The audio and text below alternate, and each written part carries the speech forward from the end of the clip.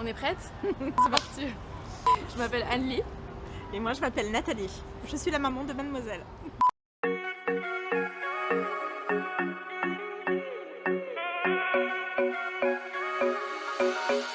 On a préparé quelques petites questions, l'une pour l'autre, afin que vous puissiez mieux nous connaître. Qu'est-ce que je t'ai appris de mon côté? J'ai hâte de savoir.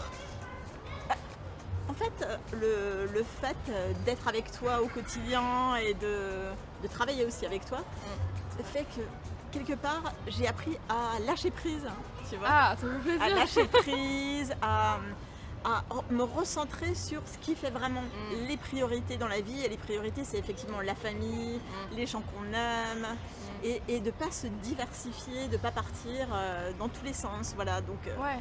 tu m'aides à lâcher prise. Ah, c'est bien, c'est un bon compliment. Être une jeune femme en 2021. Alors je pense qu'il y a beaucoup de challenges à être une femme en 2021. Mais il y a énormément aussi de progrès, en fait, de choses. Je trouve qu'on donne plus la parole aux femmes. Dis-moi si si tu penses la même chose. Mais je pense qu'on donne beaucoup plus la parole aux femmes de nos jours. On est prête à les entendre et c'est quelque chose de très bien et il faut continuer dans cette lancée-là, je pense. C'est bien. C'est vrai. Et les femmes affirment beaucoup plus leur point de vue, Ouais. elles font entendre leur voix. Et j'espère être aussi, moi, l'une d'entre elles, aussi pour pousser d'autres femmes à trouver leur place et à s'exprimer. C'est bien, belle réponse, poétique. Qu'est-ce qui est indispensable à ton équilibre au quotidien? Oula. À mon équilibre au quotidien, alors une réponse évidente qui me vient, c'est la musique. J'ai tout le temps mes écouteurs, j'écoute tout le temps de la musique, du moment où je me réveille au moment où je me couche. Vraiment, c'est indispensable même à mon quotidien, quoi, enfin, à mon équilibre de tous les jours. Ensuite, je dirais aussi mes amis et ma famille, parce que j'ai appris surtout à bien m'entourer, des personnes qui me poussaient vers le haut, surtout de personnes positives. Et ça, c'est une grande chance. Et quand on a un cercle qui est peut-être certes restreint, mais qui n'apporte que du positif, ça fait tout. Enfin, c'est incroyable et je m'en considère très chanceuse. Et la dernière chose qui éventuellement, je pense, m'apporte un certain équilibre, c'est L'amour de tes parents. Merci. Je suis ravie partout. Bon, peut-être, oui, c'est vrai. Qu'ajouterais-tu dans ta vie avec une baguette magique? Peut-être le temps. J'aimerais ajouter plus de temps parce que j'ai l'impression que les journées passent très vite. On veut faire tellement mille choses à la fois et qu'on n'a pas le temps et que du coup ça nous stresse. Tu fais partie de la génération Z. Quel est le pire cliché associé à celle-ci? Alors là, je suis impatiente de... Je pense qu'il y a beaucoup de clichés associés à notre génération, qui soient justifiés ou pas. Celui que moi j'entends beaucoup, c'est j'ai l'impression que la génération Z, vous êtes une génération de feignants toujours sur les réseaux sociaux. On dit que c'est incompatible, que tout simplement le fait d'être super connecté est incompatible avec le fait d'avoir de l'ambition, d'avoir envie de créer des choses, tout simplement. Je trouve que c'est aussi une plateforme de partage énorme en termes d'information. On apprend énormément avec les réseaux sociaux aujourd'hui.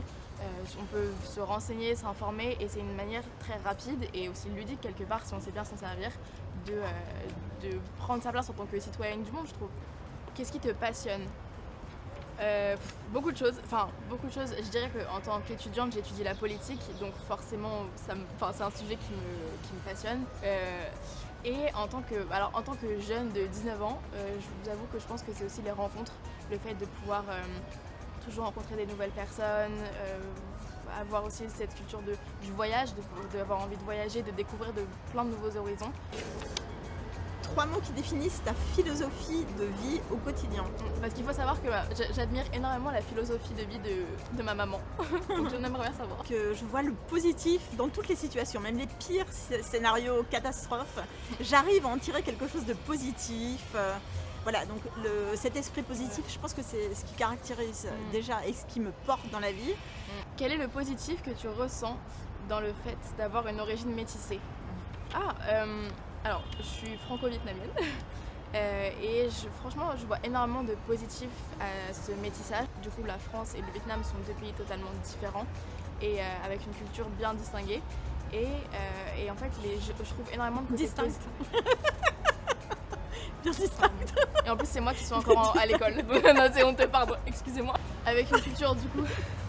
Et les deux, en fait, ont tellement de choses à apporter et à apprendre aussi l'une de l'autre quelque part. Et je trouve que voilà, en fait, c'est bien aussi ça, en fait, ça nous apporte aussi un côté critique du coup sur les deux façons de vivre distinctes. Voilà.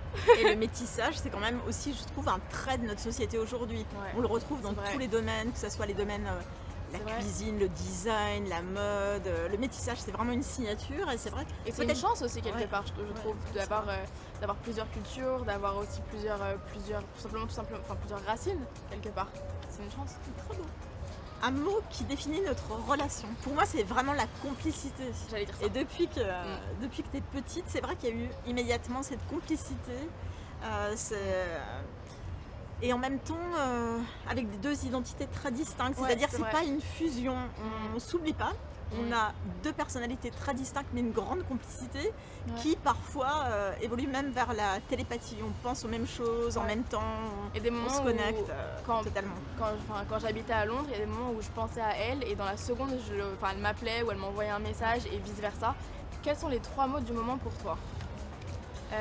Alors, 3 mots du moment, je dirais que le premier qui me vient à l'esprit, c'est quand même l'ambition. Parce que je suis dans une période où j'ai envie de connaître beaucoup plus de choses, de m'améliorer, de vraiment trouver mes axes d'excellence et de les développer. Et ça, je pense que c'est quelque chose qui est commun à pas mal de personnes aussi en ce moment. La deuxième chose, ça serait peut-être aussi saturation, dans le sens où voilà, avec la situation mondiale actuelle, avec le Covid, etc., c'est quand même difficile tout simplement de vivre entre guillemets normalement. C'est vrai que c'est compliqué en fait, de se retrouver dans une situation où on bosse tout le temps et on peut pas forcément aussi non plus avoir de vie sociale à côté, quoi. Oh, on a presque du coup la même. Je t'ai posé la même. Qu'est-ce que je t'ai appris ou transmis? Tellement de choses, maman. Non mais par contre c'est vrai. Je dirais là tout de suite, je dirais quand même la détermination, le fait de toujours se relever en fait, d'affronter les difficultés la tête haute et ensuite même si on tombe de toujours se relever et d'avoir aussi une mentalité de battante. C'est-à-dire que c'est pas parce que quelque chose peut nous paraître acquis qu'elle l'est forcément. Et donc c'est toujours d'avoir des fondations solides, de toujours être hyper intéressé, avoir toujours plus de culture, d'ouvrir vraiment son regard sur le monde et ouais, la détermination. La Vraiment. détermination, et j'espère aussi rêver en grand, quoi. Ouais. Ne pas se mettre de barrières dans sa tête. Si ces sujets vous intéressent et si vous avez envie de prolonger la discussion avec nous, retrouvons-nous sur les réseaux sociaux. Merci beaucoup d'avoir regardé notre vidéo et on se retrouve bientôt. À bientôt.